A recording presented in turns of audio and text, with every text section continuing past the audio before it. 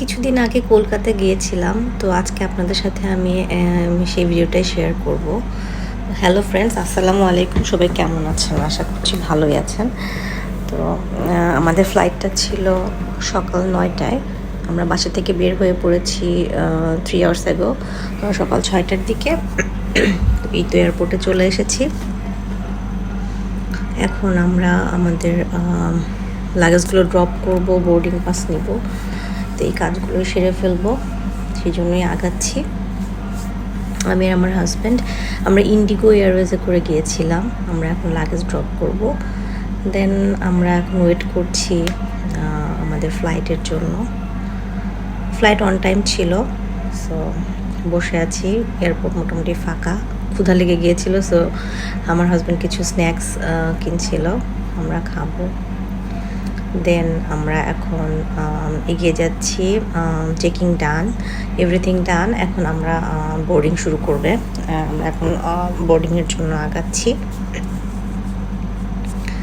এই তো বাংলাদেশের এয়ারপোর্ট, ভালোই ক্লিন লাগছে, নট ব্যাড। এই তো যাচ্ছি, এখন আমরা বোর্ডিংয়ে ঢুকে পড়েছি। বেশ ভালোই ভিড় ছিল, ভেবেছিলাম হয়তো অনেক সিট ফাঁকা থাকবে, না তা ছিল না, মোটামুটি ফুল ছিল ফ্লাইটটা। দেন এই তো আগাচ্ছি একে একে, প্লেনের মধ্যে ঢুকে পড়েছি আমরা।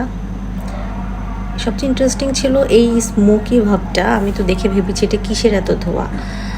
অ্যাকচুয়ালি এয়ার কন্ডিশনটা অন করা হয়েছিল অবভিয়াসলি, বাট এরকম স্মোকি আমি এর আগে কখনো কোনো প্লেনে দেখি নাই, সো খুবই উইয়ার্ড লেগেছে। বাট যখন ফ্লাই শুরু করে তখন ওটা আস্তে আস্তে অ্যাডজাস্ট হয়ে ঠিক হয়ে যায়। ঠান্ডা যে খুব বেশি ছিল তা না, ভালো ছিল, বাট খুব স্মোকি একটা ভাব ক্রিয়েট হয়েছিল।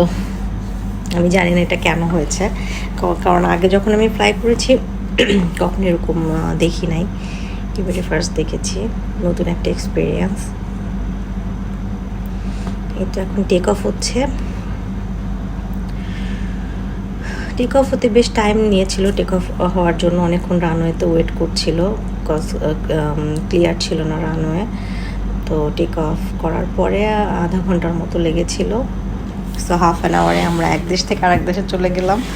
প্লেন জার্নি অ্যাকচুয়ালি আমার ভালো লাগে না, জার্নি জিনিসটাই আমার খুবই অপছন্দের, কিন্তু যখন এটা মোটামুটি আমরা ফ্লাইটটা 3-4 ঘন্টার মধ্যে হয়, দ্যাটস ফাইন।